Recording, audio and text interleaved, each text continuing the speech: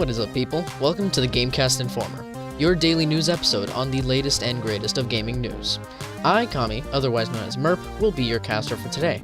Now, without further ado, let's jump right in. Religion, otherwise known as the opioid of the masses, and a very large point of controversy.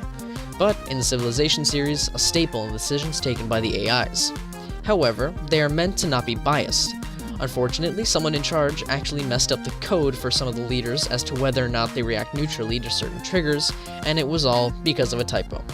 That's right, a glitch causing Civilization leaders to be overly biased towards these triggers is caused by a typo in the source code that was investigated by some code junkies to reveal that the default yield bias code line for some leaders was meant to have been listed as yield production, gold, culture, science, and faith, but had not been working since yield had been misspelled, with the I and E having been switched.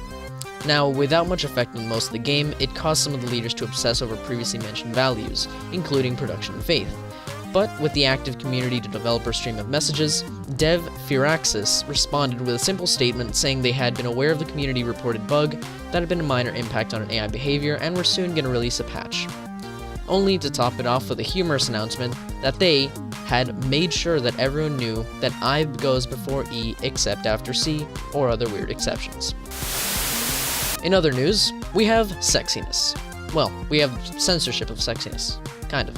What I'm trying to say is that recently Britain has decided to ban the quote-unquote sexy dungeon crawler, Omega Labyrinth Z, which is said to come to the West sometime this year for the PS4 and Vita. Now, according to BBC, the UK is actually the most recent country to be added to the list, which previously included Australia, Germany, New Zealand, and Ireland, all having banned the game. The alleged reason for this game having been banned being the over-sexualization of underage characters, which is obviously a fair reason.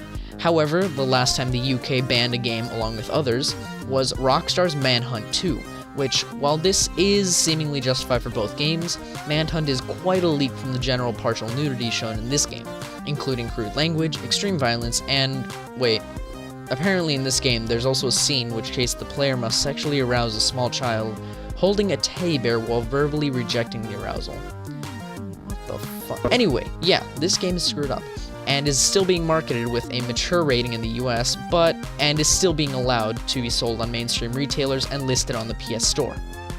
Okay then. And last but not least, our nostalgic viewers will feel a rush when they hear that Puma and Sega are in fact teaming up to bring us the Puma X Sega RS0 Sonic Series shoes. You heard that right, people. Sonic shoes are coming to life. Come June of this year, you'll be able to pick up your very own pair and feel like the speedster himself.